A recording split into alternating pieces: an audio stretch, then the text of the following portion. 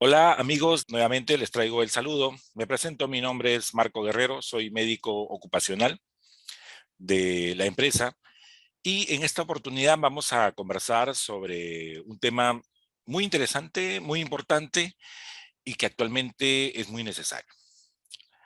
Primeros auxilios en el home office o en el trabajo en casa, en el trabajo remoto, que es la modalidad que la pandemia nos ha puesto actualmente para evitar que nos enfermemos de esta terrible enfermedad y que tenemos que adaptarnos a esta nueva realidad. Vamos a empezar. Entonces, cuando hablamos de primeros auxilios, tenemos que tener muy en cuenta qué cosa es los primeros auxilios. Entonces vamos a definir primeros auxilios. Los primeros auxilios es la atención inmediata que se brinda a una persona accidentada, que ha sufrido un accidente, en el lugar donde ocurre el accidente. Una persona lesionada que se atiende en el lugar donde ocurre la lesión. Esto antes de llegar a un centro asistencial, a un hospital, si es que podemos trasladarlo, o esperamos que llegue la ayuda especializada. Muy bien, entonces, ¿cuál sería el objetivo de los primeros auxilios? El principal objetivo de brindar primeros auxilios es conservar la vida del accidentado hasta que reciba la ayuda especializada. Acá hay algo muy importante. ¿Quiénes pueden brindar primeros auxilios? Los primeros auxilios no necesariamente lo va a brindar un médico o un personal de salud especializado o entrenado. En realidad, una persona, cualquier persona, con entrenamiento, con conceptos básicos y claros sobre lo que son los primeros auxilios, puede ser de mucha utilidad en estos casos. Vamos a ver. Entonces, ¿cuáles son los riesgos más comunes que podemos tener nosotros en el home office? Vamos a tener ahí las caídas, los cortes, los golpes, los atrapamientos, el sobreesfuerzo o también las quemaduras, ¿no? Algunas veces también se puede considerar acá, y lo vamos a tocar en esta presentación, lo que son las pérdidas de conciencia, o sea, los desmayos y diferenciarlos sobre lo que es una convulsión. Entonces, vamos a hablar un poco de las contusiones. Cuando una parte de nuestro cuerpo eh, impacta a través y sufre un golpe con una superficie obviamente dura, eh, se va a producir una lesión interna dentro de nuestro cuerpo, de la parte que ha sido golpeada, ¿no? Producto del golpe. Y esto va a cambiar de coloración. Obviamente se va a ver acompañado muchas veces de dolor y de un pequeño incremento del volumen. Se va a hinchar un poquito, ¿no? Cuando es el cambio de coloración y el incremento de volumen no es muy fuerte, se puede considerar como una equimosis. Lo que podríamos llamar, lo que comúnmente se llama como un moretón. Entonces, ¿qué hacemos frente a estos casos? Lo que tenemos que hacer es tener a la mano una compresa de agua fría, de agua al ambiente, ni agua caliente ni agua helada, agua al ambiente, y poner ahí, hacer presión sobre la parte lesionada para que ésta se desinflame. Eh, en algunos casos, y acá es importante mencionar, como sucede, por ejemplo, cuando eh, se da en los partidos de fútbol, en actividades deportivas, muchas veces sí se recomienda el uso de compresas con hielo. ¿Para qué? Para que desinflame un poco más rápido, ¿no? Va a depender mucho de la magnitud del golpe. Pero cuando este golpe es más fuerte, ya pasamos al segundo nivel de esta lesión, ¿no? Entonces, ¿cuál sería nuestro segundo nivel? Lo que sí deberíamos preocuparnos mucho es cuando esto se da, eh, este golpe es de mayor magnitud y este moretón, entre comillas, que le estamos llamando, es mucho más pronunciado, mucho más grande, como lo que tenemos en la imagen, ¿no? Por ejemplo, miren ese pie y ese tobillo que está bastante inflamado y que tiene bastantes zonas moradas, incluso verdosas, está tal cual se produce la lesión. Ahí hay que sospechar ya de una fractura, de una fisura o de un esguince. Generalmente el incremento de volumen es mucho mayor porque el sangrado interno también es mayor. Y obviamente el dolor también es mucho más intenso. O sea, apenas lo tocas, duele y duele mucho, ¿no? Eso es la particularidad de las fracturas. Las fracturas están bien moraditas, bien hinchadas y apenas lo tocas, duele. Y si quieres movilizar la parte que ha sido lesionada, duele mucho más todavía. ¿Por qué? Porque adentro hay un hueso que está roto. Y los huesos cuando se rompen no se rompen con un borde romo, se rompen con un borde afilado, ¿no? Entonces esto adentro produce lesiones, ¿no? Produce dolor, porque adentro hay muchas estructuras que este borde del hueso que se ha roto, obviamente va a lastimar, va a lesionar mucho más adentro. Entonces, ¿qué se hace en esos casos? Podemos recurrir a las compresas de agua helada, a las compresas de hielo, pero principalmente lo que tenemos que hacer es inmovilizar la parte del cuerpo que ha sufrido el golpe. Si es que ha sido en el pie, inmovilizamos el pie. Si ha sido el brazo, inmovilizamos el brazo. Si ha sido la pierna, inmovilizamos la pierna. Si ha sido, no sé, el hombro, vamos a inmovilizar el hombro, ¿no? ¿Para qué? Para que este hueso que está roto adentro no se mueva y no genere más daño del que ya ha sufrido. Eso es muy bueno y muy importante de recordar en una fractura. Vamos a continuar. Otra de las lesiones de los accidentes que son muy frecuentes son las quemaduras. Tenemos que diferenciar los grados de las quemaduras. Si es una quemadura de primer grado, una quemadura de segundo grado o una quemadura de tercer grado. Esperemos que solamente tengamos la de primer grado, ¿no? Si es que la tenemos. Lo ideal es que no tengamos ningún accidente en ningún sitio, pero tenemos que saber cómo actuar si es que este se presenta. Entonces, las quemaduras de primer grado se caracterizan por una zona rojiza, por una, obviamente genera bastante dolor, pero la piel se pone bien rojita, ¿no? Por ejemplo, cuando nos vamos a la playa y no utilizamos el fotoprotector, nuestra piel se pone bien roja, ¿no? Cuando nosotros regresamos de la playa y no hemos usado el fotoprotector, esa es una quemadura de primer grado. Duele, se pone roja, pero hasta ahí nomás queda, ¿no? De ahí nosotros le echamos bastante agua fría y empieza a disminuir la lesión.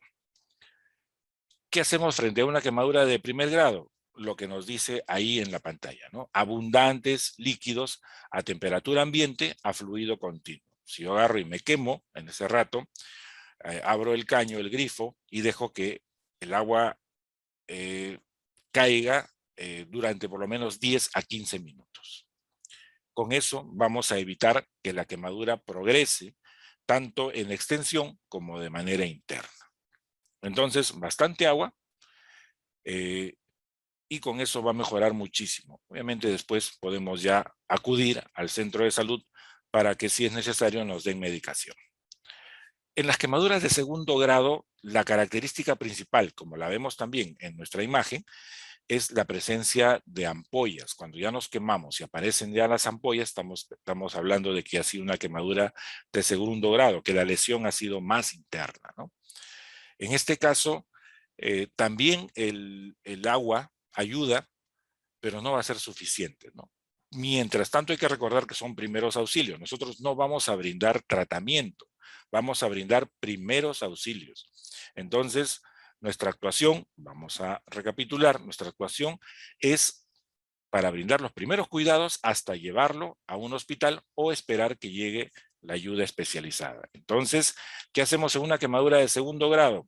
Echamos también abundantes líquidos y en casa siempre, esto vamos a verlo más adelante, en casa siempre tenemos que tener un botiquín bien implementado y hay unas gasas vaselinadas, una de las marcas se llama el Gelonet o Gelonet, que se aplica encima de la quemadura para que ésta la proteja, la cubra, y además cuando tengamos que cambiarla o llegue al hospital, a la hora de retirarla no se pegue con la lesión y no produzca mayor daño. Entonces, bastante agüita, su gasita vaselinada y con eso lo llevamos al hospital. Muy bien, vamos a pasar a la quemadura de tercer grado. Esta quemadura es mucho más grave, más comprometedora. ¿Por qué? Porque la lesión es más profunda. Mientras más profunda es la lesión, es más complicado y es más peligroso. En estos casos igual.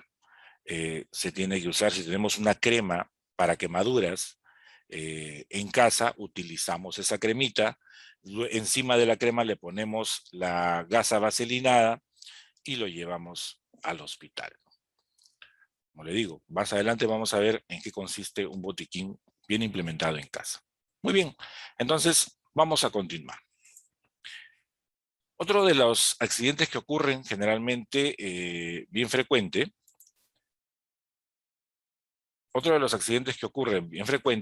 es los cortes o heridas, o producto de un golpe, también tener una herida. Estas heridas van a producir hemorragias.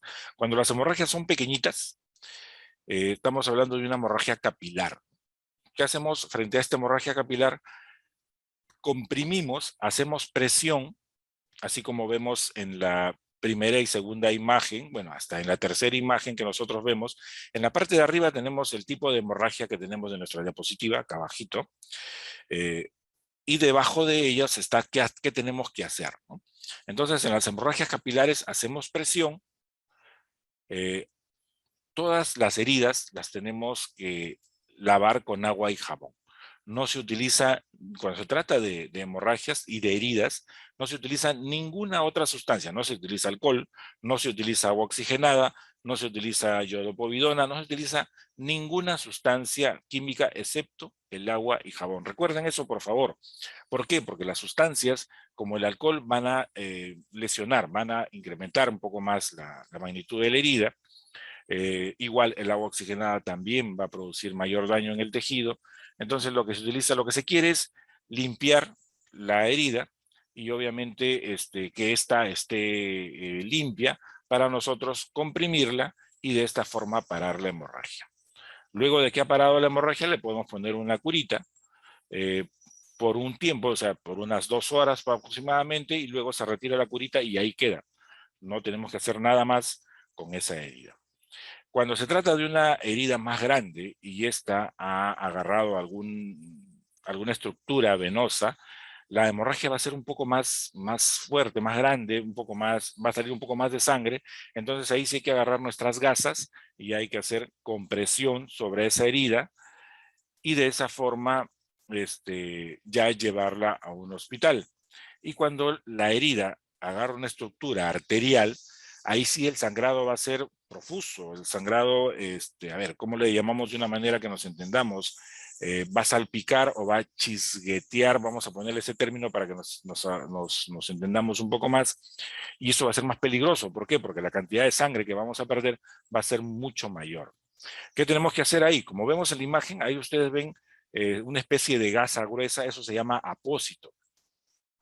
¿Qué cosa es un apósito? Es algodón enredado en gasa.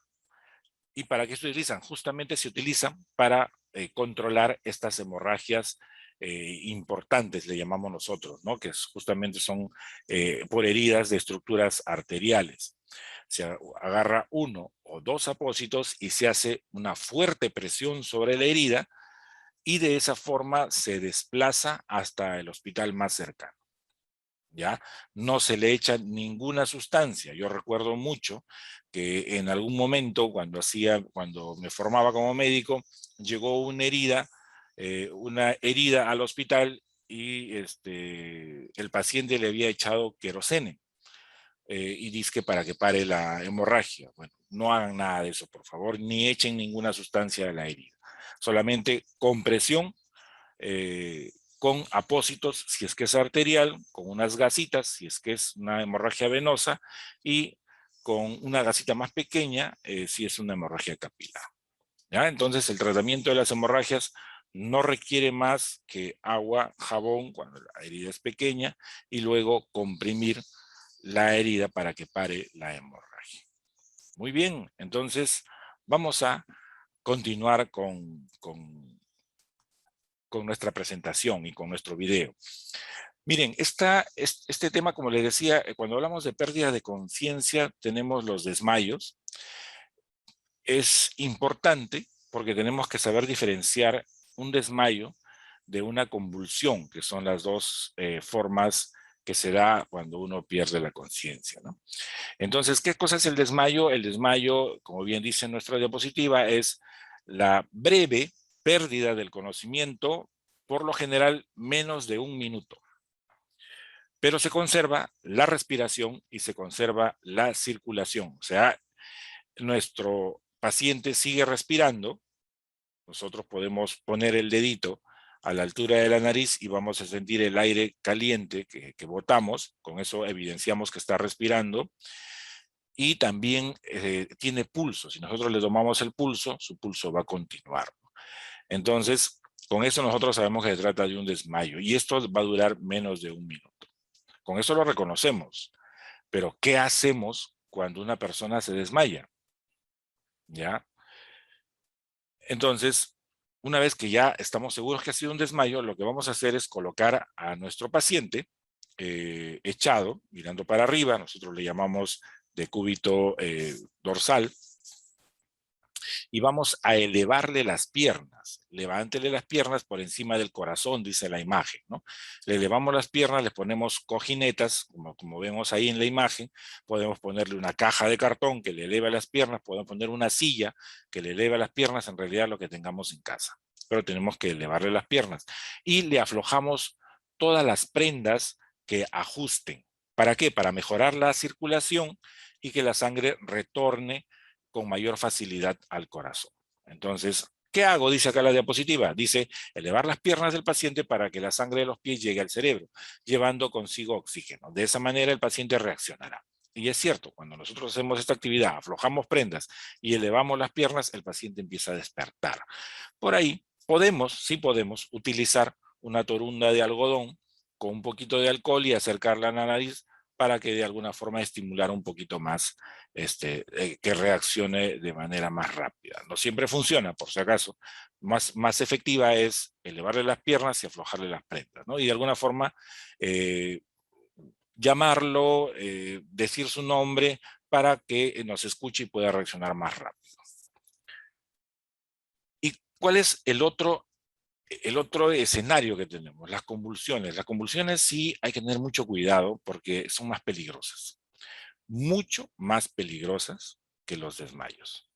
Acá sí hay una pérdida del conocimiento, de la conciencia, pero acuérdense que las convulsiones se caracterizan por ese movimiento brusco, fuerte, que tiene una persona cuando convulsiona, ¿no? Pone ahí donde dice, el cuerpo se pone rígido y los brazos y piernas se mueven de forma brusca e irregular.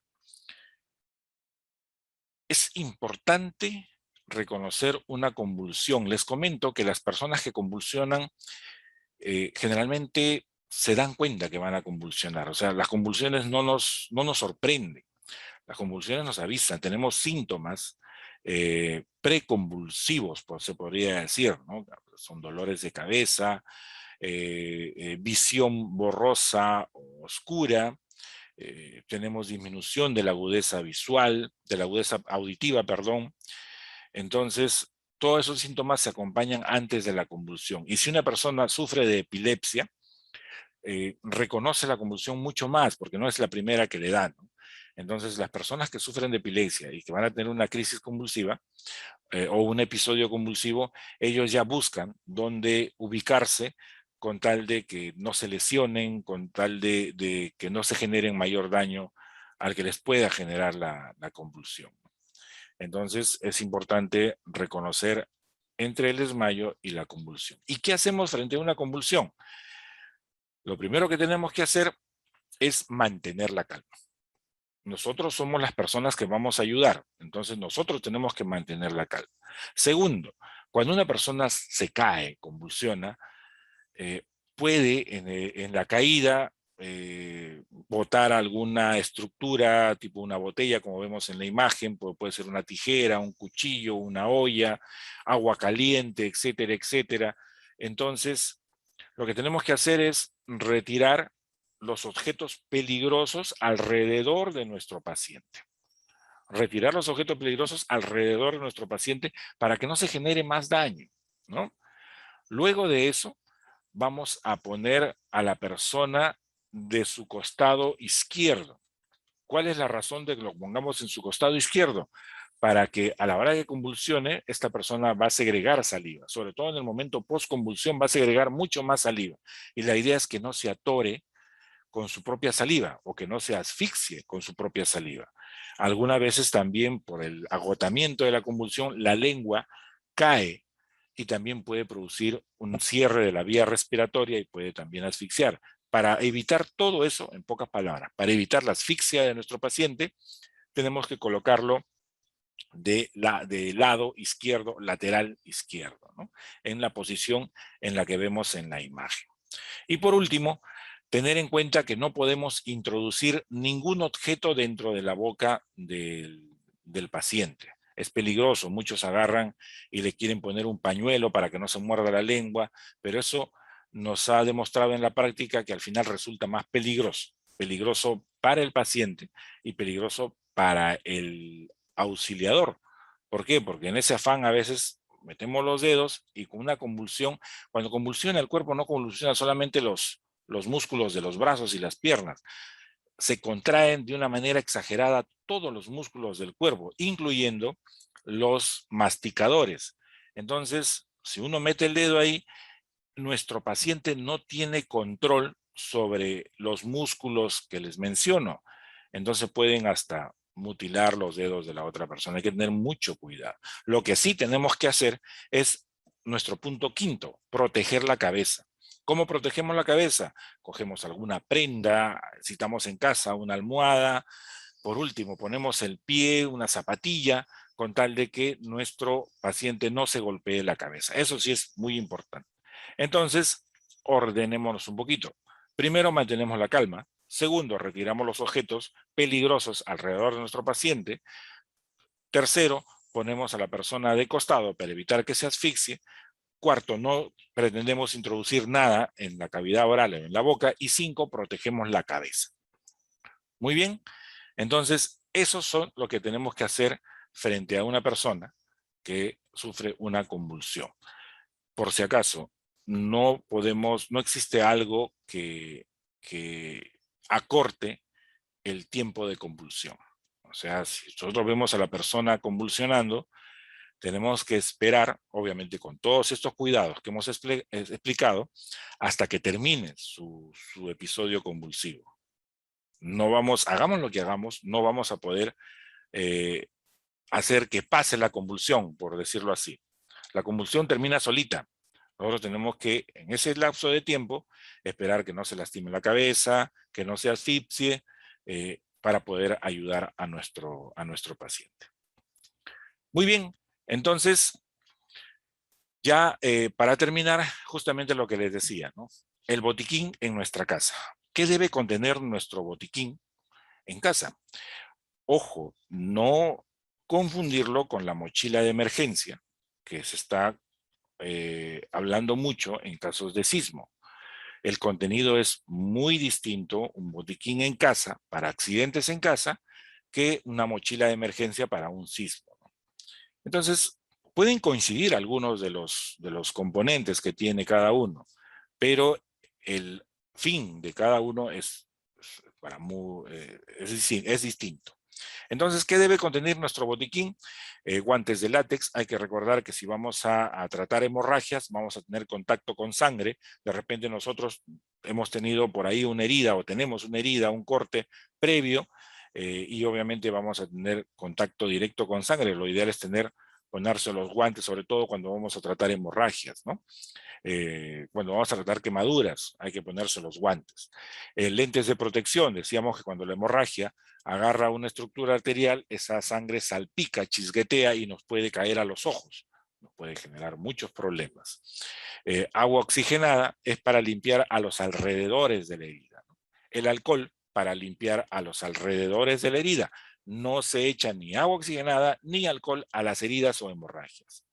Gasas estériles necesarias para poder controlar estas hemorragias y también limpiar muchas de las heridas, porque cuando utilizamos el algodón, algunas veces se queda pegado las pelucitas del algodón. La gasa vaselinada, que es lo que le mencionaba, o el Gelonet, que es muy importante tenerlo para el tema de las quemaduras. Los apósitos, ahí explica muy bien, gasas rellenas de algodón, tenemos que tener varios para las hemorragias de mayor magnitud, ¿no? El algodón, vendas de diferentes tamaños, curitas, cuando son heridas muy pequeñitas. Las curitas no es que yo me ponga una curita y me quedo todo el día con la curita. Eso no es indicado, ¿por qué? Porque transpira demasiado la estructura y al final la inflama más. Se pone 1 hora o 2 horas, se retira la curita y se deja al aire libre para que esto ayude a la cicatrización. Esparadrapo, tijeras en punta redonda, porque cuando una persona sufre una quemadura y no actuamos rápido, la ropa que tenemos o que tiene esta persona se pega con la herida y eso puede ser muy traumático. Entonces lo que tenemos que hacer es retirarle la ropa. Entonces, más rápido, agarramos una tijera, cortamos las prendas y esta tijera tiene que ser con punta redonda, porque si es una tijera con una punta aguda puede generar, podemos generarle mayor lesión a nuestro accidentado, sobre todo que va a ser un momento de mucha tensión. Entonces, hay que tener los instrumentos, la ayuda que menor lesión produzca a nuestro accidentado. Mascarillas descartables muy importantes para protegernos nosotros, o de repente estamos con un proceso, no sé, un resfriado, nos ponemos la mascarita para también nosotros proteger a nuestro accidentado. ¿Qué medicamentos se recomienda que tenga nuestro botiquín? Lo que sinceramente yo recomiendo es que tenga una buena crema para las quemaduras y lágrimas artificiales. ¿Por qué? Porque algunas veces nos cae algunas sustancias a los ojos por salpicaduras. Entonces, luego de un buen lavado con agua tibia, nos aplicamos esas lagrimitas para que nos ayude hasta llegar al hospital.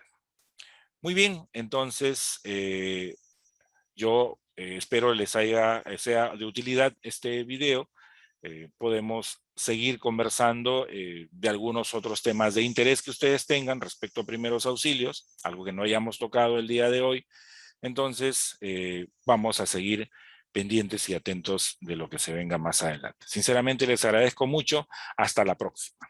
Muchas gracias.